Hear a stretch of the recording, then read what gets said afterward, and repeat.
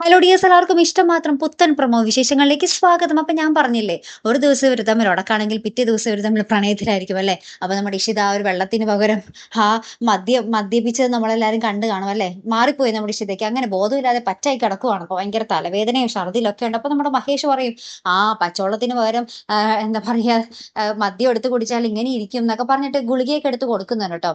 അതിനുശേഷം നമ്മുടെ ഇഷിതയും നമ്മുടെ മഹേഷും തമ്മിൽ ചെറുതായിട്ട് ഇങ്ങനെ ടോം ആൻഡ് ജെറി പോലെ ചിരിച്ചും കളിച്ചും നിൽക്കുന്ന പോകുന്ന ഒരു രംഗങ്ങൾ തന്നെയാട്ടോ നമുക്ക് ആ ഒരു പ്രൊമോയിൽ കാണുവാൻ സാധിക്കുന്നത്.